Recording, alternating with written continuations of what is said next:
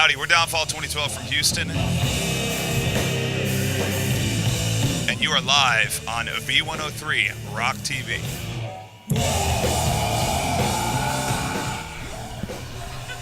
Could be a newscaster.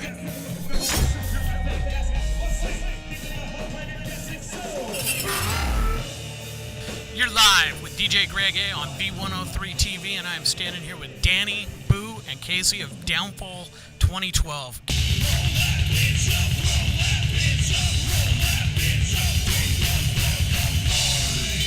Guys, you just killed it in there. The grand reopening of the Boardwalk. How's it going? It's going fantastic.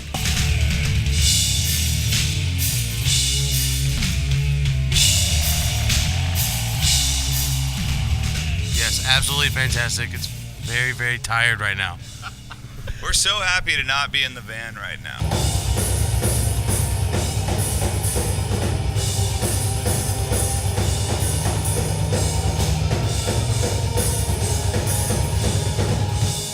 Yeah.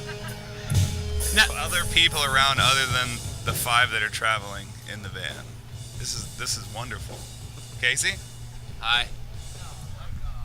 Now, you guys posted that this tour kind of came up all of a sudden. What happened?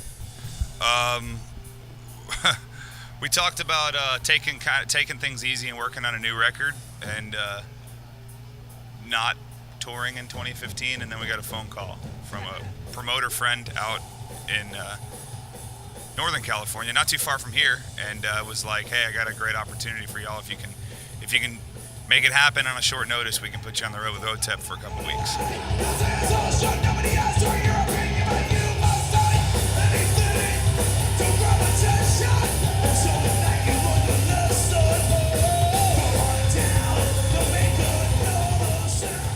You guys do the Kickstarter. It's what is it? Feed the Muse. Feedthemuse.net.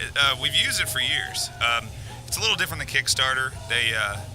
They pay you a monthly check of just whatever your donations are. I think probably a smaller scale, not so popular as Kickstarter.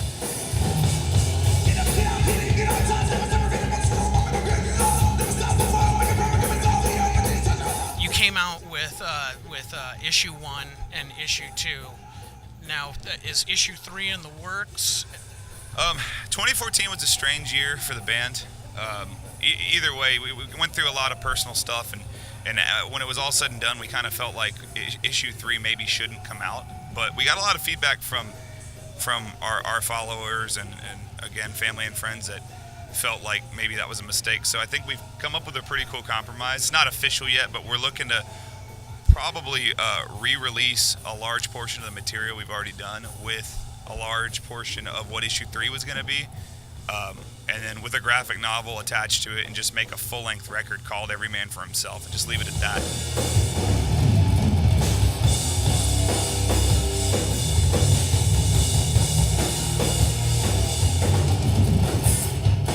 Now, your live show was something different than I've seen from any other band. You guys were absolutely amazing up on stage. Where did the drum line come from?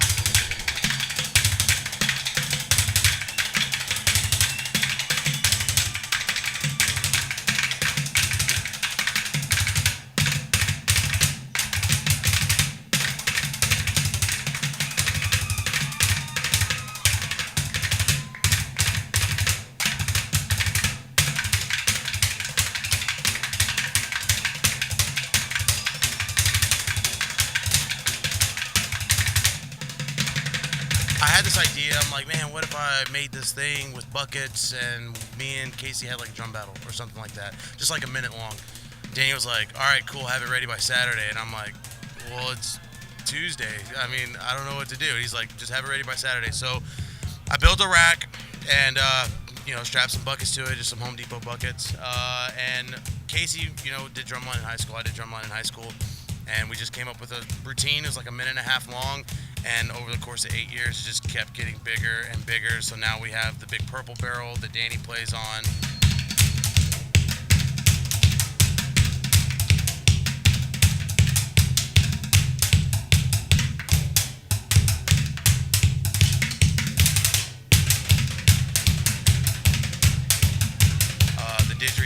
Casey does.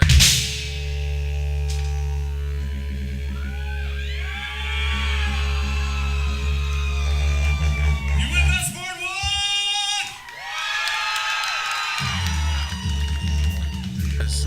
Me getting on the drums, me and Casey battling each other on the buckets. We've built a whole new set of buckets. It's a really big white barrel with the 2 Home Depot buckets on the side, and it just keeps getting bigger and bigger. And so it's just one of those things.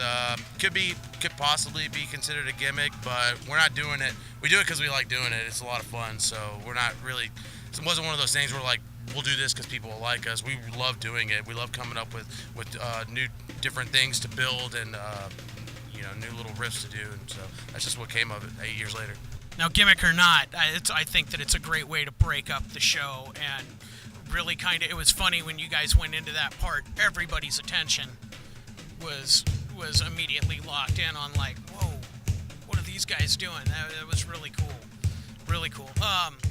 And then you went into a whole hip hop sequence, which was Blasphemy.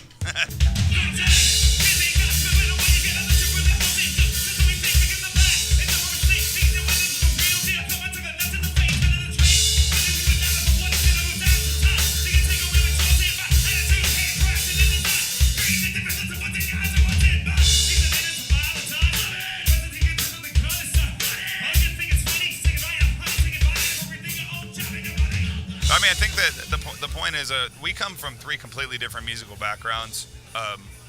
None of us listen to we listen to we have some common interest in music, but mostly if you were to get in any one of our vehicles or listen to any one of our iPods or whatever it is we're jamming, our musical tastes are completely different.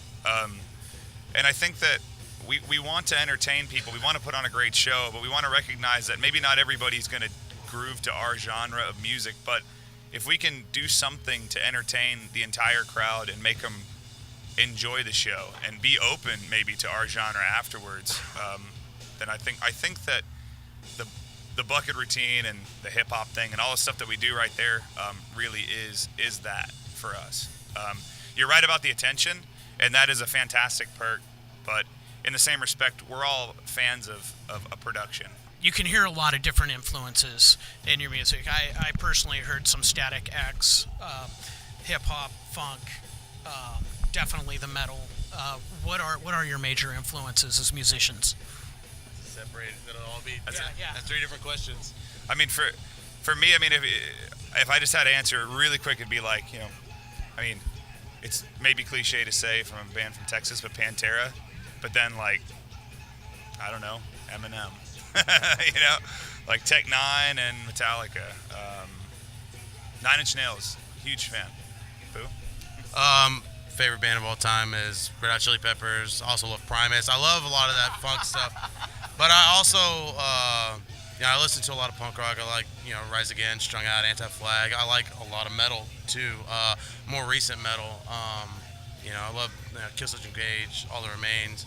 I love like Whitechapel, and I also am like starting to really dig into. My list is huge. Who likes everything? I really dig into like some of the post-hardcore stuff and pop mosh. I guess that's what they call it. The pop punk and hardcore. Is he allowed to say that on? I don't know. Say whatever you want to say. Crabcore, whatever. I don't know. Well, it's funny when you jumped up on the box and you were doing your little bass riff up there. That's my guitarist over there. I was telling him, I'm like, it's like fucking Flea and Les Claypool had a baby, man.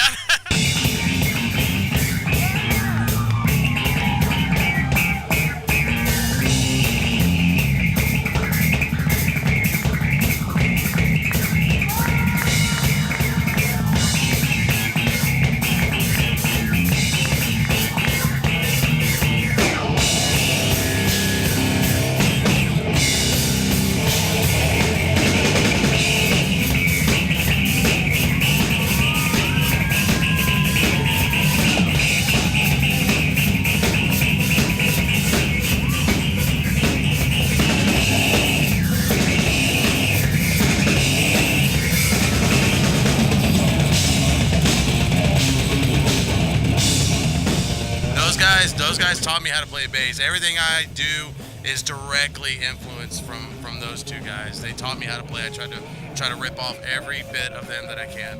Oh my God. For me, I mean, same thing with him. Chili Peppers, man. Chad Smith. Love Chad Smith. But I'm also big on like 311, Incubus, Bob Marley, jazz. Kind of Blue was one of my favorite albums. Miles Davis. I did jazz in college, so completely opposite spectrum of what these guys do.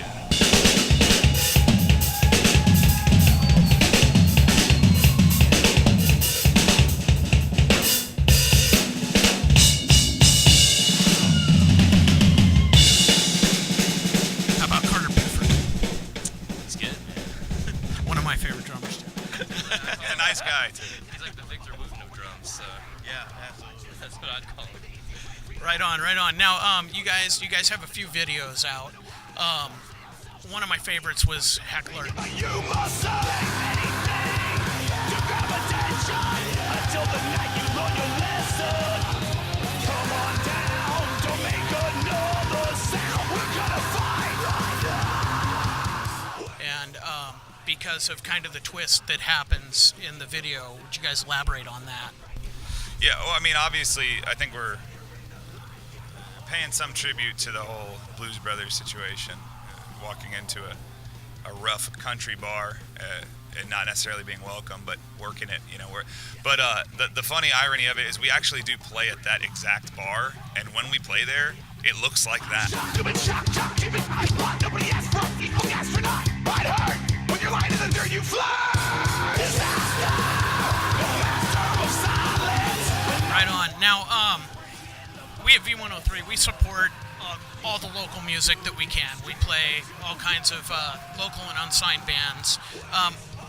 What advice would you have for an up-and-coming band that wanted to get out on the road and kind of take that next level, you know, from getting away from playing just the local clubs?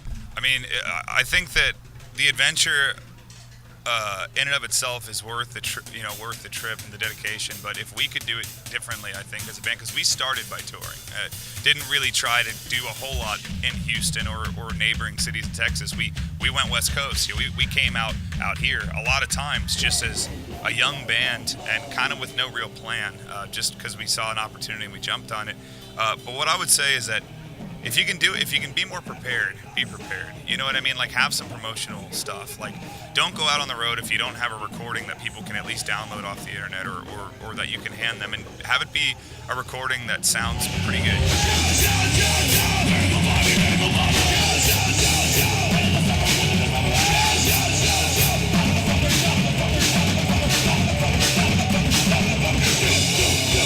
Absolutely. So, since you guys are from Texas, I just got to ask, Cowboys or Texans?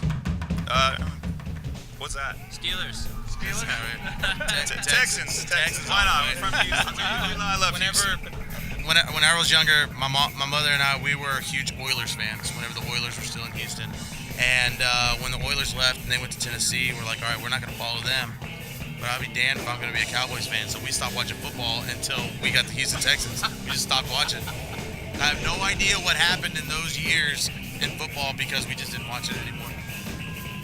Right on. Guys, thank you very much for hanging out here and chatting with us. We caught your set, so we'll definitely be sending you guys some footage and all that. Right on. Thank you very much. Thank you. Yes.